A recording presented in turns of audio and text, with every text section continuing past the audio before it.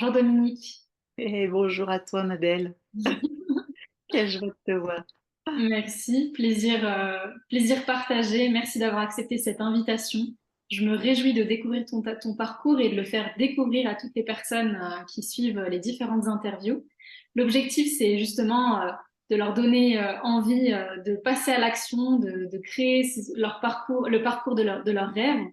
Et donc, pour commencer à découvrir ton parcours, est-ce que tu pourrais nous parler un petit peu d'où est-ce que tu viens, tes origines, tes racines? Alors, moi, je ne viens pas de bien loin, hein. Je viens de Grenoble, euh, les montagnes, sans doute un enracinement avec une situation géographique cernée par les montagnes. Voilà. Donc, c'est rassurant en même temps. Et, euh, et c'est visuellement et géographiquement des repères, mine de rien. Ce qui fait que je ne suis pas toujours à l'aise dans le plat. Voilà, j'ai fait mes études et mes écoles primaires, secondaires à côté de Grenoble.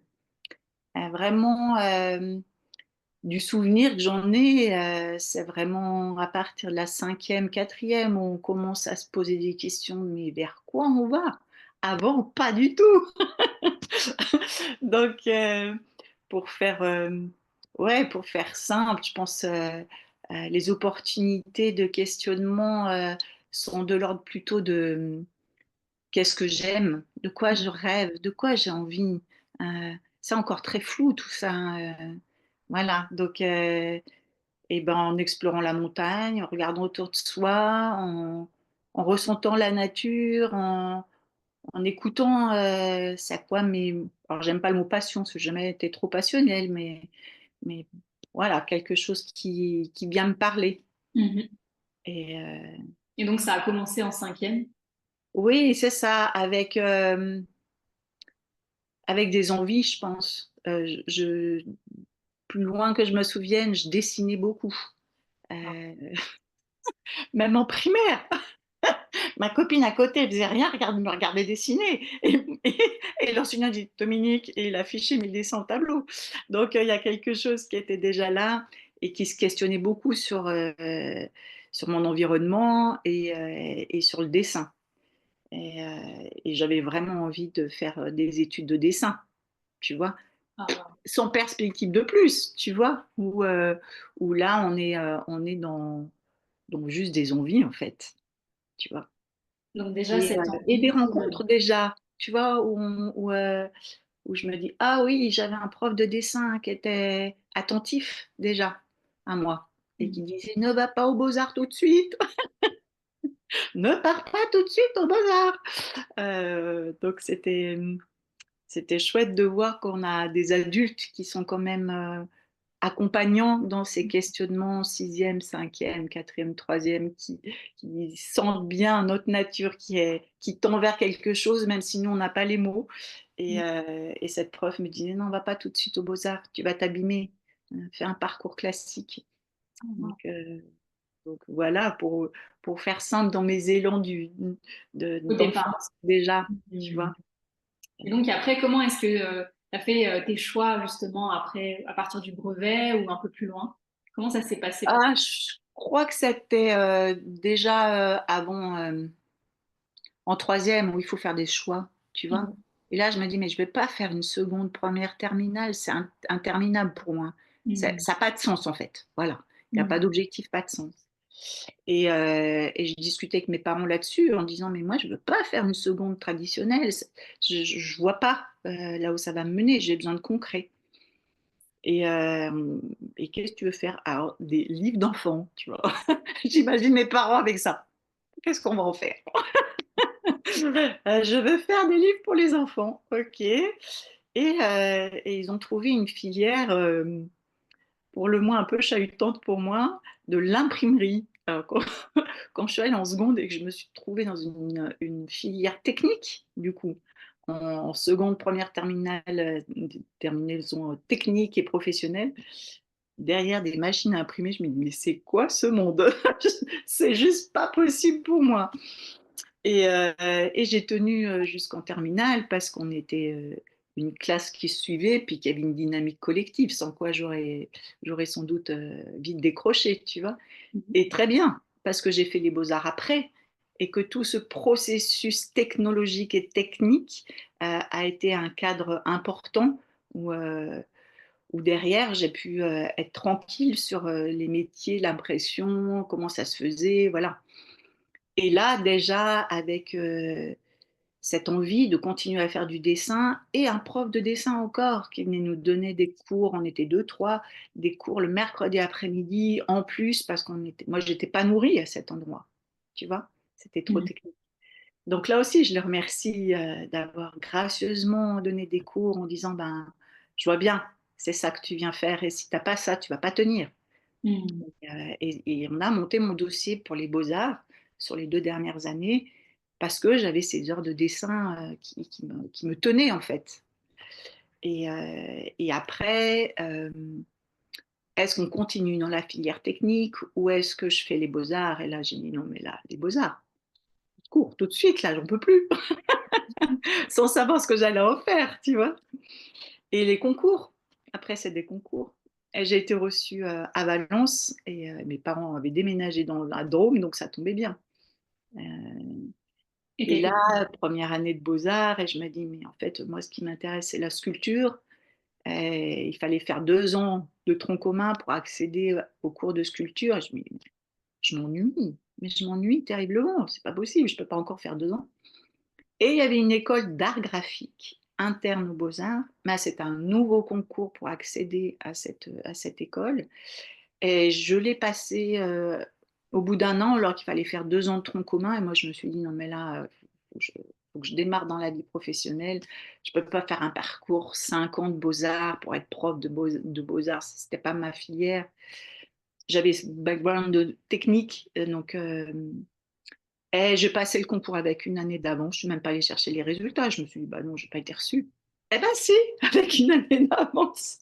Donc là aussi, chouette, quoi. Du coup, là, j'ai vraiment compris que c'était ma voie, du graphisme, euh, de la lecture de la lettre, du visuel, de la gestion texte, image, le sens, etc.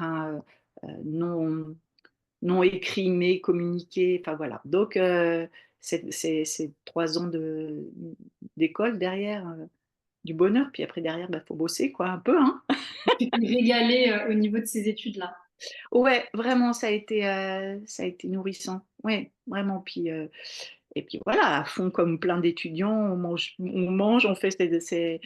fait son dossier, on n'est pas sur 8h midi, 2h 6h, on avait des ateliers disponibles, on pouvait croiser avec d'autres enseignements artistiques, voilà, donc C'est c'était quoi les riche. matières, Dominique, un petit peu? Hein, si tu peux nous donner un aperçu. Des matières qu'on explorait aux Beaux-Arts. Oui. Alors, dans le premier cursus, on faisait de la couleur, on faisait du dessin de modèles vivants, on explorait un peu le volume avec des cours d'architecture, lecture des plans, etc. On avait de l'histoire de l'art, hein, forcément.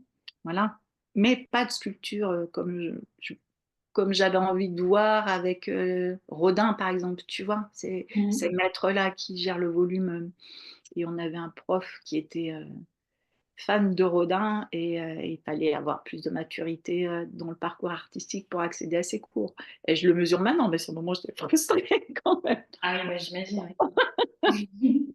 Mais du coup, c'est vraiment la partie art graphique qui a pris le dessus et qui avait du sens avec l'imprimerie, avec les métiers de tout ce qui était Mhm.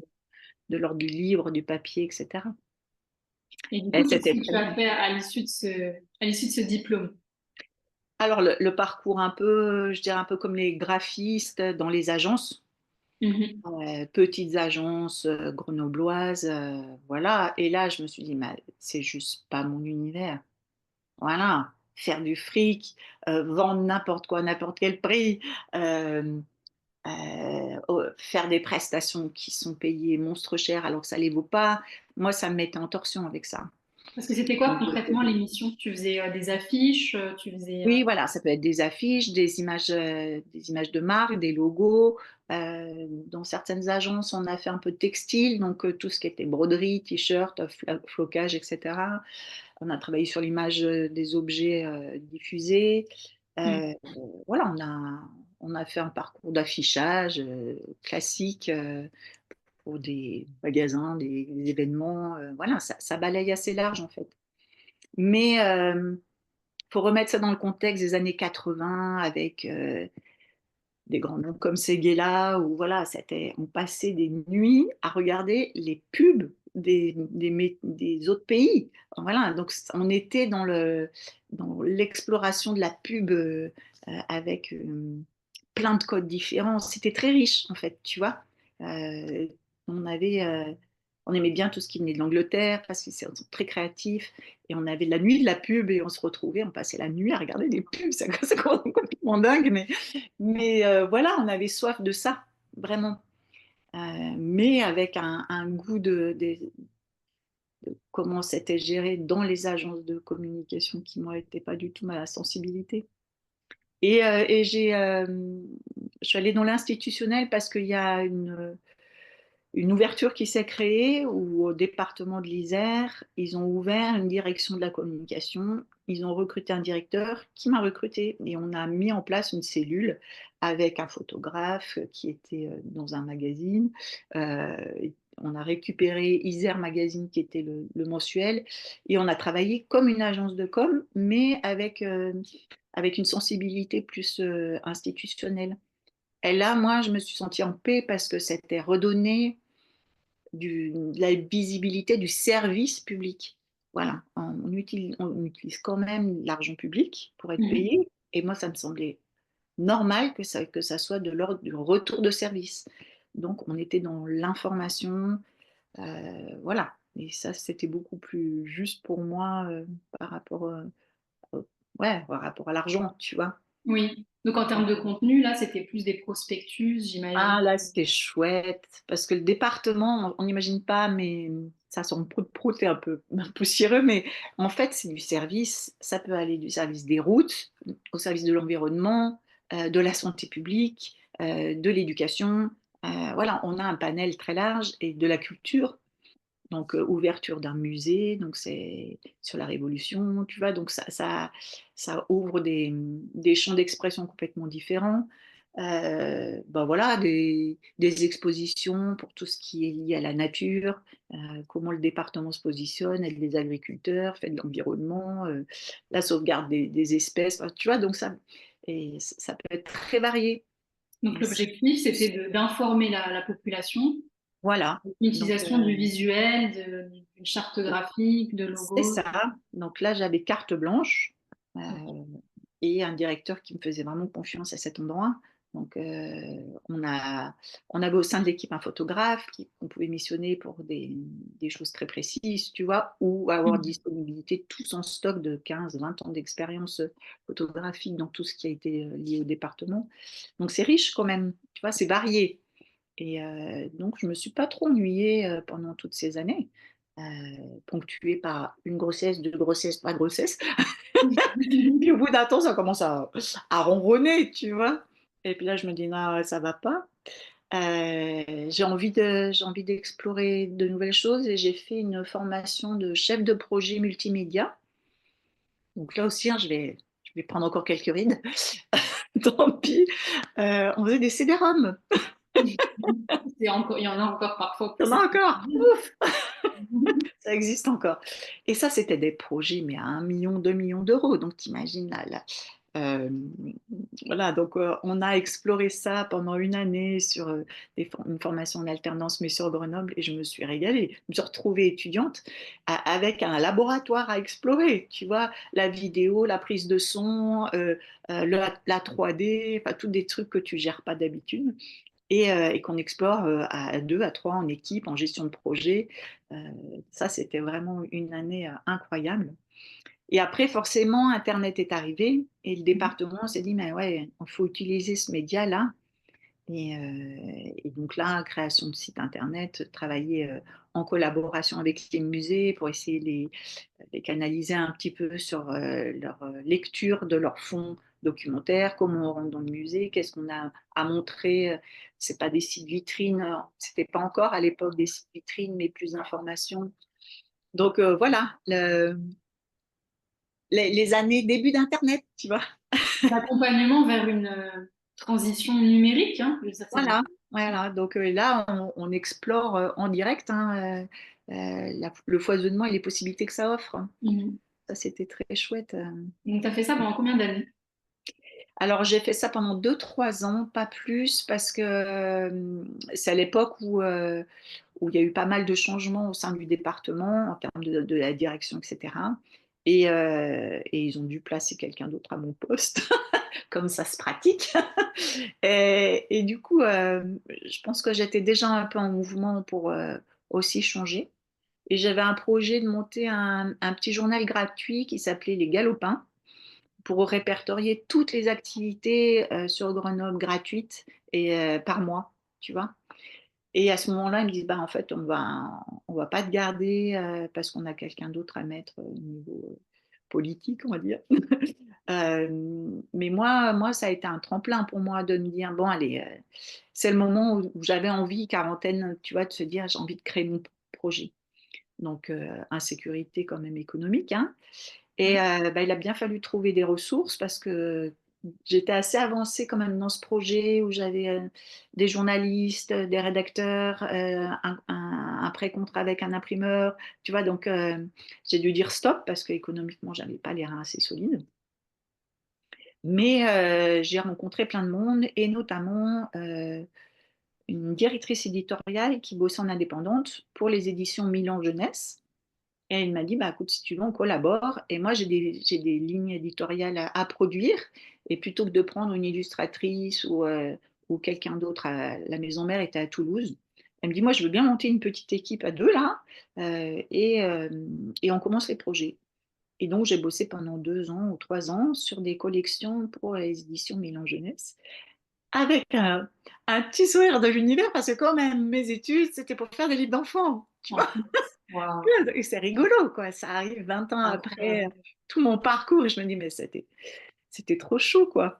Donc là, ouais, je me suis explorée dans des illustrations, monter le bouquin avec la directrice éditoriale, créer des nouvelles propositions éditoriales et avec un directeur de Milan Jeunesse en direct qui m'a fait confiance, qui ne me connaissait pas du tout.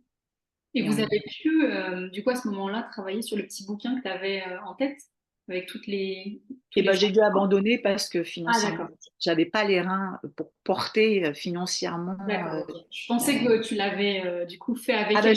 je l'ai mis en stand-by pendant un an en me disant, bon, allez, D'accord. je fais ça. Donc, Il n'a pas avec cette permis. personne, tu as été plus dans de la création de livres pour enfants, c'est ça? Ouais, D'illustration. ouais, ouais. Et j'ai collaboré avec un éditeur aussi sur Grenoble pour faire des livres sur la montagne, sur les sentiers. Et là, je les ai interpellés aussi. Et j'ai dit, mais attendez, mais on peut faire des jolis sentiers de randonnée avec le téléphone. Je te parle de ça il y a 12 ans, tu vois. Mais ça sert à quoi? Nous, on fait du papier. Mais les topo-guides, c'est vachement bien, mais c'est bien si on part avec notre téléphone en montagne. Et je pense que j'étais trop. Pour eux c'était des pas. C'était pas possible. Maintenant, ils y viennent, bien sûr, parce que ça nous semble complètement intégré. Mais il faut pousser les jeunes à aller en montagne. On fait des parcours découverts, des trucs avec des quêtes et tout ça pour les obliger à sortir de Grenoble et tout. Et donc voilà, j'ai exploré beaucoup de directions, tu vois. C'est des Et choses que tu puis, voulais digitaliser, c'est ça? Qui ouais, étaient accessibles par c'est ça. téléphone. Ok. Imagine, voilà, Mhm. on crée une appli, on a déjà tous les topos guides, on fait du culturel, on fait des événements, enfin voilà. Et bon, maintenant, je leur dirais ça, dire, oh, c'est déjà fait. Mais à l'époque, Ouais, non, c'était pas, oui. tu vois. Mais tu as été avant-gardiste puisque tu étais passionnée quand même par le Voilà, graphisme, tu étais passionnée par voilà, l'application de ce graphisme pour le public. Donc certainement que ça t'a donné des idées. c'est ça. Puis c'est toujours rendre plus accessible tu vois, et croiser le patrimoine, croiser la culture, croiser le déploiement, la découverte, tu vois. Donc j'ai plein de moments dans ma vie où j'ai pensé des choses comme ça. Ça n'a pas toujours germé, mais n'empêche que ça me porte, quoi. Tu vois, ça me porte. T'as Donc, tenté en tout cas à chaque fois, et puis certaines fois ça aboutit, d'autres et ouais, voilà. pas. Mais en attendant, mes enfants ils me disent, mais t'arrêtes pas de créer, en fait. Je dis, bah oui, on n'est pas obligé de réussir dans tout, mais l'idée, c'est de se mettre en mouvement, tu vois. Moi, Bien sûr, c'est ça qui me plaît. bien Et sûr. en parallèle, je me disais, pendant ce travail éditorial qui me prenait 10 jours par mois, tu vois, c'est Mhm. très ponctuel à chaque fois, je me disais, mais j'ai besoin de renouer avec la peinture, avec la sculpture. Et je me suis tournée vers des recherches sur l'art-thérapie. Et là, pareil, tu as 2-3 axes différents, mais soit tu prends la filière universitaire, et c'est très mental et c'est très institutionnel, voilà. Je vais dire: «Ah bah non, je ne vais pas encore partir pour 5 ans d'études», et j'ai exploré les associations où je suis allée faire des week-ends d'immersion, tu vois? Et je me dis: «Ah mais là, c'est trop aléatoire, il y a quelque chose qui est je sens pas la guidance, c'est très, c'est c'est trop lâché quoi», tu vois? Oui. Et j'ai rencontré quelqu'un qui avait fait, de l'art-thérapie avec la peinture, parce que tu peux faire du théâtre, la danse et cetera. Et je suis allée un week-end, dans cette association, et c'était une Allemande, et elle venait de Freud, tu vois? Toute la partie analytique, et moi Mhm. ça m'a toujours passionnée ce truc-là, me dire: «Mais comment on fonctionne?» Tu vois? L'inconscient, bon voilà, et je me suis dit: «Allez, je me lance là-dedans». Et en parallèle, une amie m'a dit: «Bah, moi, j'ai fait une formation en olfactothérapie», et elle en est sortie transformée, tu vois? Elle m'a dit: «Bah, ouais», parce que, le temps que tu te renseignes, les rentrées scolaires, c'est pas toujours, au bon timing pour toi, tu vois? Donc j'ai dit: «Bah, là, j'ai raté, la première session, d'art-thérapie. J'ai encore, 9 mois devant moi. Je me lance dans l'olfactothérapie». Et donc là, c'est en immersion sur 3-4 jours, ponctuellement toute l'année. Donc je me suis dit: «J'ai 9 mois devant moi, je vais faire quelques modules». Et là, tout qui m'est tombé sur la tête, tu vois? Et c'est là où je me reconnecte dans ma nature, de guérisseuse, Mhm. tu vois? Et là, je me dis: «Mais ça, je sais faire, mais ça, je sais». Et effectivement, je pense que je guéris, je suis magnétiseuse de naissance, et c'est là, à 40 et quelques, que j'ai pris conscience de ça. Je me dis: «Mais je l'utilise souvent, tout le temps». Et je sais, j'avais jamais mis des mots dessus, et ma maman s'en servait pour calmer mon papa, pour me pour sentir: «Mais tu penses quoi? Tu sens quoi?» Tu vois? Et moi, pour moi, c'était naturel. C'était pas de cet ordre-là. Et avec cette formation d'olfacto, là, j'ai mesuré, en fait, tu vois? T'avais des dons. Que c'était ma nature, et que ça, je Mhm. savais faire, et que ça, profondément, ça résonnait en moi.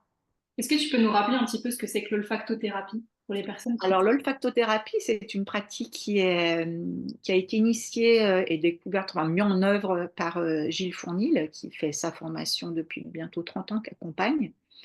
C'est comment on travaille avec des odeurs naturelles, avec des huiles essentielles, pour venir, se reconnecter à ses émotions, et notamment le travail thérapeutique, il est de soulager ces traumatismes en faisant des résolutions avec l'accompagnement des huiles essentielles, en odeur comme ça.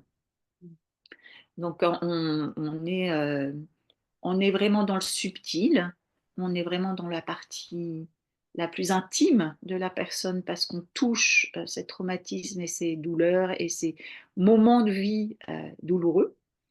Donc il y a beaucoup de subtilité à venir dans cet espace. Voilà, hein. Enfin, pour moi, j'ai besoin que ça soit vraiment de l'ordre d'une belle intimité et de confiance pour que ça se mette en œuvre. Mais c'est une autre route. C'est-à-dire que l'odeur, on peut pas la couper. Donc elle va directement dans notre cerveau, reptilien, chercher l'information. Et on est obligé de traiter ça parce que ça nous pète à la figure, tu vois?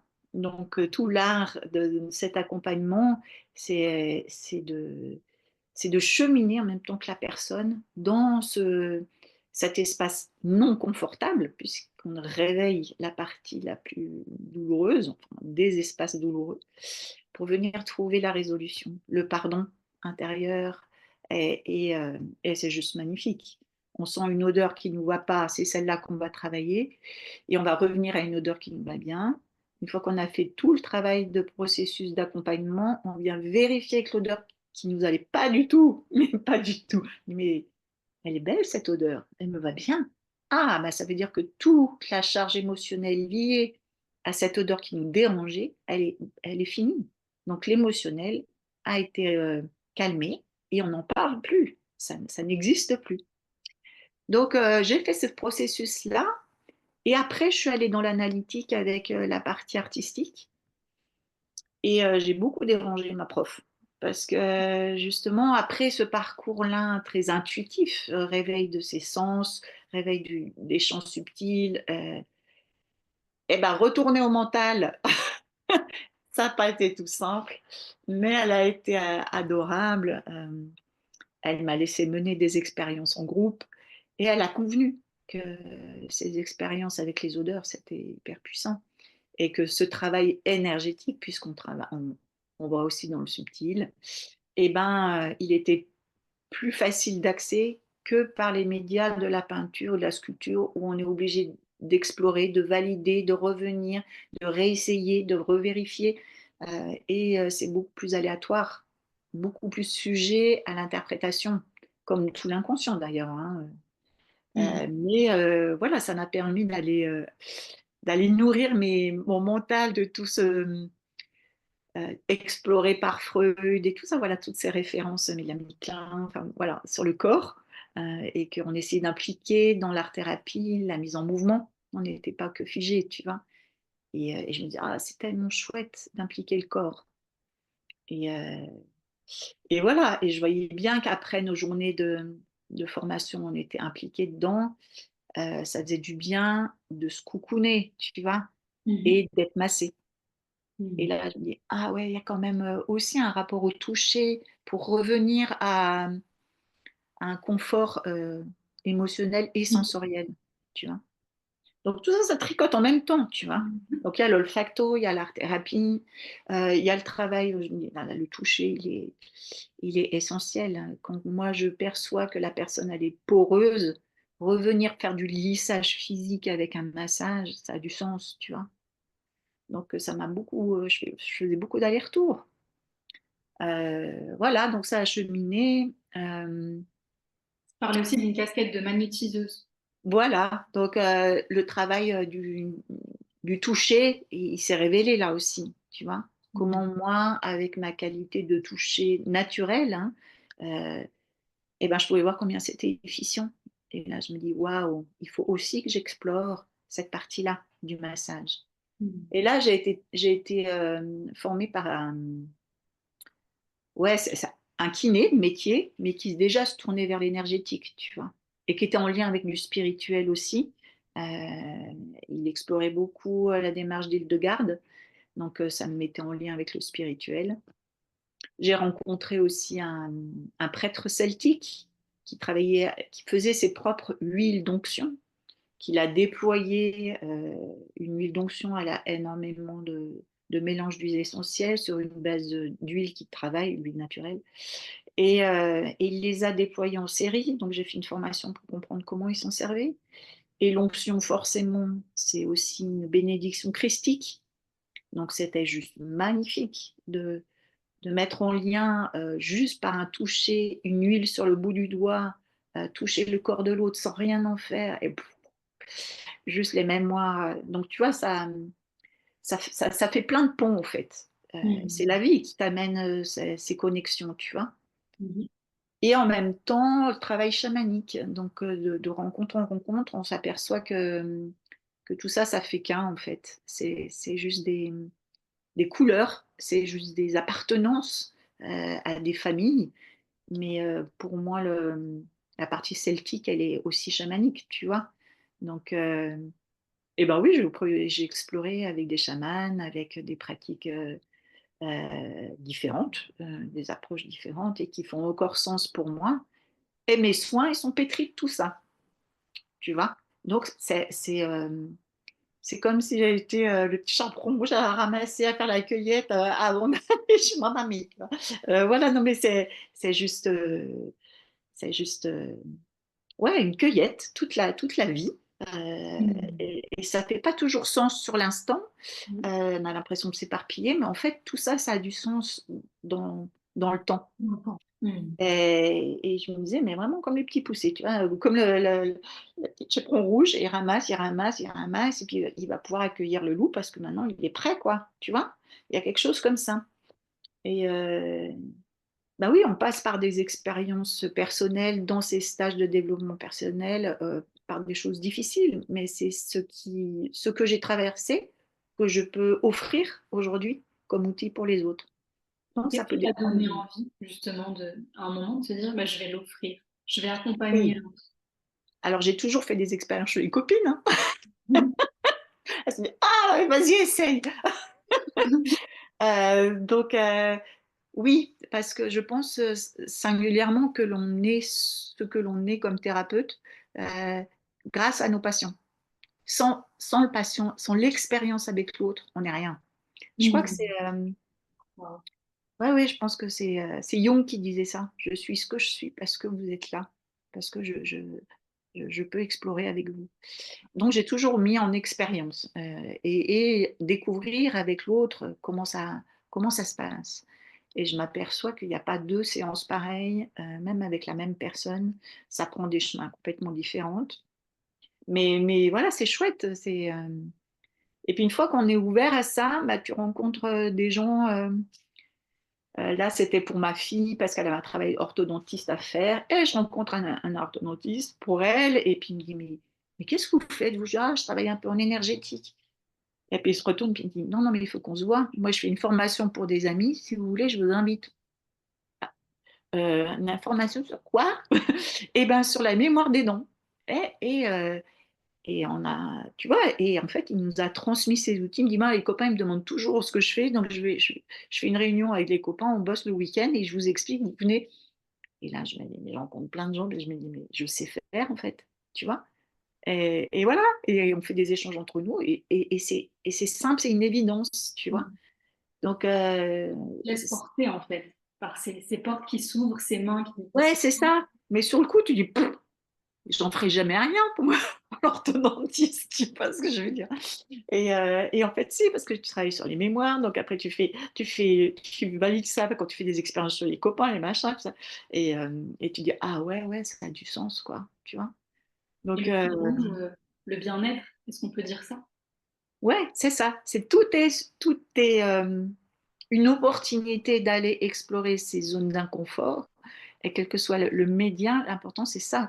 Ah, j'ai trouvé quelque chose qui m'a soulagé là, sous cette Mm. forme-là. Donc, ça peut être les animaux quand on est en soins énergétiques avec les animaux chamaniques, tu vois. Ça peut être la nature, ça peut être euh, la canalisation christique, ça peut être des pratiques d'onction. Enfin, voilà, tout est possible en fait. C'est C'est un ça qui tout. est réjouissant.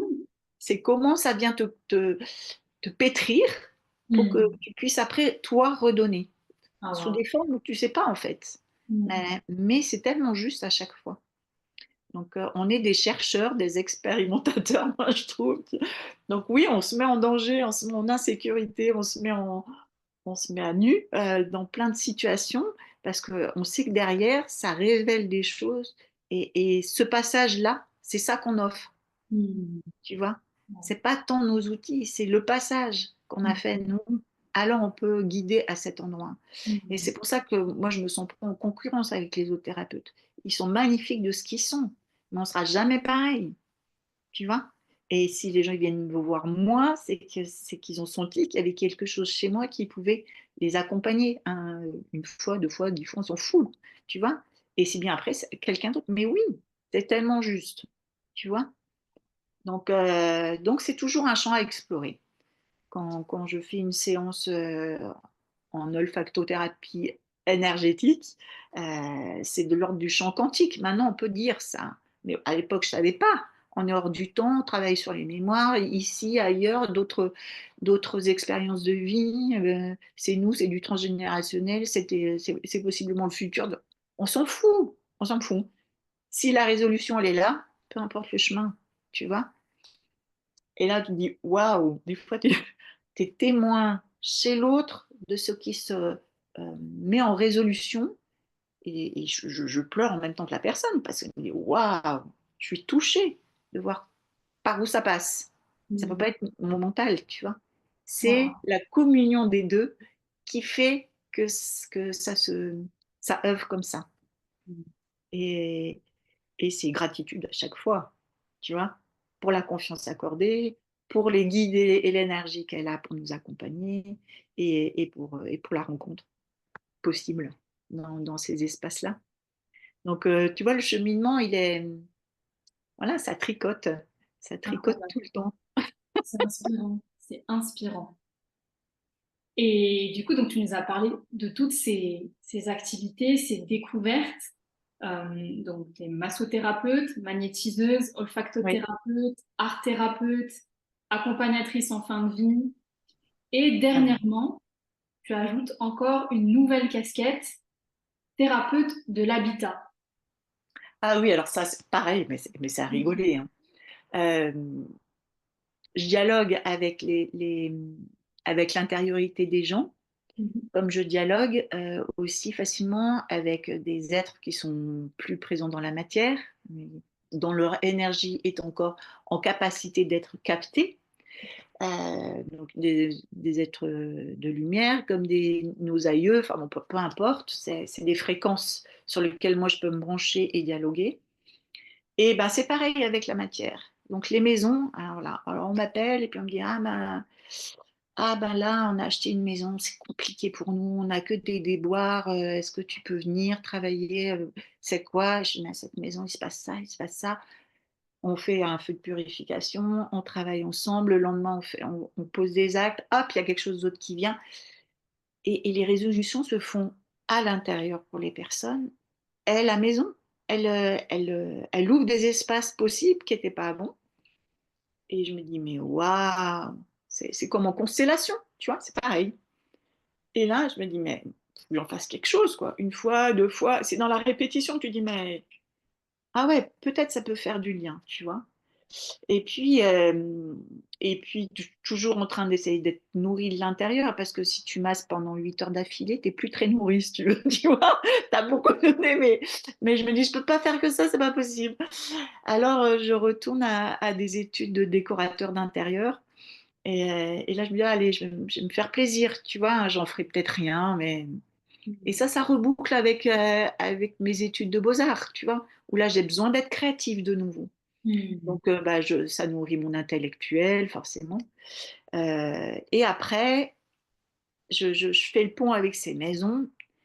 Et il y a une copine qui me dit, bah, je fais de l'immobilier, je me lance dans l'immobilier. Donc, forcément, moi, ça m'interpelle. Je dis, bah oui, moi, je fais ma décoration d'intérieur pour cette année. Elle me dit, bah, quand tu seras fini en parcours, tu me donnes ta carte. Et puis, ça chemine, ça chemine. Et puis, je vois une annonce d'un groupe d'indépendants de l'immobilier. Et je les contacte. Et je tombe sur une fille, on se rencontre. Et puis, ça a matché. Et elle me dit, non, mais c'est trop génial ce que tu fais, quoi. Vraiment, ça a du sens. Elle me dit, moi, je suis sûre qu'il y a plein de maisons qui ne se vendent pas parce qu'il y a des problématiques qu'on n'a pas, nous, en termes de visibilité. Mhm. Et puis, voilà, tout le travail que tu fais en déco pour les uns les autres, fais des photos et commence à le mettre en œuvre. Voilà. Donc, tu vois, c'est la vie qui t'interpelle, en fait. C'est les autres qui te disent, mais attends, arrête-toi là 2 secondes et regarde. Et ben voilà, donc je me dis, je lâche pas pour autant tout le reste, mais ça me remet le cœur à battre plus fort quand je me remets en mouvement comme ça. Donc, mes enfants me disent, mais qu'est-ce que tu fais encore là? Il Incroyable, va que parce t'as pas d'âge. non, mais il y a toujours ce fil rouge du bien-être, que ce soit le Ah bien-être voilà, de l'humain, le bien-être voilà, de sa maison, le bien-être d'une maison aussi. Donc, ouais. ça fait sens, hein, ton parcours est Oui, et puis incroyablement. vraiment, je crois que on n'achète pas une maison pour rien et on la vend pas pour rien ni comme n'importe comment. C'est vrai. Elle nous touche intérieurement à des endroits différents. Et je me dis, là, il y a moyen de mettre des mots, il y a moyen de mettre de la conscience et il y a moyen d'accompagner. parce que c'est parfois douloureux de vendre la maison de ses parents. Parfois, c'est un soulagement. Et parfois, on se sépare d'une maison parce qu'on a divorcé. Et il faut dire au revoir aussi à cette tranche de vie, tu vois. Donc ça, on met jamais de mots dessus. On fait jamais de rituel. On se tourne jamais vers ces temps-là. Et on passe de l'un à l'autre. Ouais, mais les paquets, on les trimballe, tu vois. Et je me dis, c'est des rendez-vous. C'est des rendez-vous d'amour pour soi, pour la vie qu'on a eue, même si c'est fini, ou pour une transmission pour une autre famille, peu importe. Pour moi, c'est la même chose, quoi, tu vois. C'est juste des rendez-vous. Donc, des rendez-vous de vie, des rendez-vous importants quand même. Dans l'immobilier, on n'y va pas pour 5 minutes, tu vois. C'est Et là, je important me dis, de ben ouais, les boucler comme de les accueillir. oui, Hmm. voilà. Et je me dis, je ne sais pas encore comment ça va se mettre en œuvre pour moi, mais c'est de la même, ça demande les mêmes ressources de qualité d'écoute, de bienveillance, de non-jugement Hmm. quant à, à la situation et aux acteurs du moment, tu vois. Et là, je me dis, ben ouais, c'est juste. Donc, quand tu regardes derrière, tu dis, mais n'importe quoi, ça part dans tous les sens. Mais en fait, pas tant, Faites pas tu attention. vois. Non, ça, Alors, c'est pour ça que je dis, moi, mais vraiment explorer. Euh, ça peut faire comme un puzzle, et puis d'un seul coup, tac, tac, toutes les pièces, elles se mettent en route. Et au départ, on rassemble par couleur, on rassemble par forme, on va commencer par telle et telle stratégie, mais on ne sait pas, en fait. Si on va poser la première et si c'est celle-là la dernière, on n'en sait rien. Donc, l'idée, c'est ça, c'est d'oser se dire, OK, je ne sais pas, mais j'écoute l'élan qu'elle a. Et ben, si c'est pas notre mental qui nous dit, c'est pas raisonnable, c'est pas le bon moment. Oui, c'est sûr, il y a des temps et des moments. J'aurais aimé faire une formation de yoga 5 ans, mais non, je ne peux pas réinvestir 5 ans de ma vie aujourd'hui. Donc peut-être je la ferai quand je serai à la retraite, j'en sais rien. Voilà, mais pareil, mes pratiques de yoga, elles sont intégrées dans mon travail énergétique, tu vois. Donc, ça devient constitutif de qui je suis, tout ça, tu vois. Donc, ben oui, explorer, ne pas savoir comment ça va se mettre en œuvre. Et peut-être ce sera 20 ans après, comme j'ai fait de l'édition pour les livres d'enfants. Et je me retrouve, qu'est-ce que tu veux faire à 10 ans, 12 ans, peut-être 12, 13 ans. Ben, je ferais bien des dessins pour les enfants. Tu vois? Et je me dis, mais jamais, jamais je m'étais dit, c'est ce que je vais faire. Tu vois, quand la vie, elle a commencé, que tu fais de l'imprimerie, du dessin, du graphisme, du machin, et que ça revient dans l'édition. C'était là, ah ouais, trop génial. J'ai bouclé. Ah, je suis venue et j'ai fait ça, tu vois. Donc, il faut faire confiance à la vie aussi. Euh, et je pense que c'est pas tout simple pour les jeunes, mais ils ont, je pense, plus de liberté maintenant de se dire, je peux essayer ça, je peux essayer ça, je peux faire 2 ans ça. Puis, oui, oui. Et on a le droit d'avoir plusieurs tentatives et on a le droit de se dire, ben ça, je l'arrête parce que finalement, ça a été un temps. Mais ça nourrit, ça nous constitue et ça reviendra sous une forme dont on n'a pas forcément la notion tout de suite. Euh, mais voilà, moi, je peux juste partager que je suis dyslexique. Donc, les dyslexiques ne sont pas linéaires. Je ne sais pas faire la ligne droite. Donc, je vais à droite, à gauche, en haut, en bas, j'explore. Ça prend beaucoup de temps, beaucoup d'énergie. Hmm. On est centré, puis on va ouvrir les champs, les machins. Tout ça. Et une fois que tout ça est exploré, ça se remet à l'intérieur. Et là, je peux y aller. Alors que les linéaires, ils vont commencer par A, B, C. Donc, il y a des gens qui sont comme moi. Et ben oui, ça déstabilise euh, le, le chemin qu'on se dit de façon linéaire dans le mental et dans la société. Mais c'est Hmm. pas ça la vie. On prend des chemins de campagne, on revient, on prend 10 minutes d'autoroute, on repart, tu vois. Enfin, moi, je sais pas, mais oui, je connais des gens, ils ont une vie très linéaire, mais pour autant, moi, je trouve la mienne plus riche. Elle n'est pas plus confortable. Elle n'est pas confortable, mais mais elle est riche. Voilà. Euh, Après, je ne sais pas faire de l'argent. Je ne suis pas sûre d'arriver à en faire un jour, mais je crois que je ne suis pas là pour ça. Donc, euh, et puis Partager voilà. tous les conseils que j'avais notés. Qu'est-ce que tu dirais à des personnes qui souhaitent trouver leur voie, mais tu as tout dit. Bah ouais, j'ai des enfants qui se questionnent aussi, tu vois. Et puis, mais je lui dis, mais oui, et ben, oui, tu veux faire avec les animaux, oui, tu veux faire avec les enfants, oui, tu veux faire avec l'artistique, oui. Mais à un moment donné, tac, ça va faire la mayonnaise, tu vois. Et pour le Qu'est-ce que tu moment, dirais, Dominique, à des personnes qui n'ont pas des parents comme toi, qui n'ont eh pas ben, un maman qui va leur dire mais explore, ou qui va dire ah non, moi je veux que tu aies un parcours linéaire, il faut que tu trouves ta voie, là, les temps sont durs. Quel conseil tu donnerais à ces personnes? peut-être d'écouter l'inquiétude des parents en disant, ben, ok, je ne suis pas cet enfant qui va vous rassurer. Si Mm. pour vous, dans votre vie, vous avez eu ce chemin-là comme conduite, parce que ça correspondait à ce qu'il y avait 30 ans en arrière, tu vois, comme parcours professionnel, on allait dans une entreprise et on n'en sortait pas. Et c'est bien légitime que ces parents-là, ils aient ça comme référence. Et qu'on n'ait pas ces enfants-là qui sont là pour les rassurer. Mais, mais que la nature intérieure de leur enfant est et habité de plein de choses et que c'est nécessaire que, on va dire l'âme, mais la partie plus subtile, elle puisse elle aussi se déployer Mm. et qu'on se cherche et c'est un chemin de découverte et on n'a pas un chemin, enfin moi je vois pas un chemin. On monte sur un bateau pour une vie qui va durer 10 ans, 20 ans, 50, 80 ans et on ne sait pas. Et des fois, on se laisse embarquer par la tempête et le bateau, il faut le redresser. Et nos parents, ils aimeraient que ça soit, oui, ok, ok. Mais on ne sera pas ces enfants-là qui vont les rassurer. Et c'est ok. Mais revenir à soi et de se dire, allez, c'est pas l'autoroute. Et si c'est l'autoroute, eh ben c'est que je choisis. Et c'est bien aussi, hein. Je suis Oui. pas en train de dénigrer, hein. Je veux dire, il y en a, ils ont toujours eu ça. Ma prof de yoga me dit, moi, j'ai toujours fait ça, quoi. Et c'était ça, et elle ne changerait pour rien au monde. Et c'était clair, donc il y a des parcours où c'est tout de suite, ben, tant mieux, ils gagnent du temps, tu vois, entre guillemets.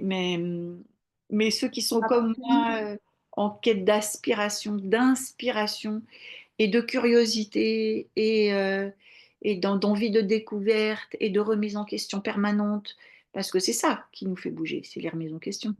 Ça peut pas être que ça. Ça peut pas être que ça, ma vie. Faire des massages pendant 8 heures, non. Tu vois? Donc, ouais, puis les petites jeunes avec qui je suis, qui sont dans l'immobilier, elles me disent, mais tu redémarres à zéro? J'ai dit, mais ben, la vie, c'est tout le temps ça, quoi. Tu vois? Donc, Mm. pourquoi il y a un âge pour s'arrêter? Bon, tu vois? Donc, bah ouais, j'explore. Voilà. Donc c'est pas toujours très confortable, c'est pas rassurant pour l'extérieur, et en même temps, ben voilà, oui. C'est un C'est, choix. Ouais, je pense que profondément, je m'ennuierais. Pourtant, j'ai fait de l'institutionnel pendant 20 ans, mais je pense que ça avait besoin de bouger en moi, tu vois. Mm. N'importe quel métier, ça a des routines, tu vois. Mais jusqu'où, à un moment donné, ça ne nourrit plus l'intérieur. Donc, bah, c'est là où on se remet en question. Et c'est là où on remet du mouvement et c'est là où on redécouvre. Et on fait des sauts comme ça, hein. Comme quand on sort du ventre de la maman, hop, on va dans un autre ventre, celui professionnel, et hop, on a envie de ressortir et on redémarre, tu vois. Et ben, c'est des cycles. Et c'est OK. On a le droit de rechoisir le même cycle, hein, c'est pas un souci. Mm. Mais moi, je crois que j'ai pas choisi ça. C'est super inspirant en tout cas.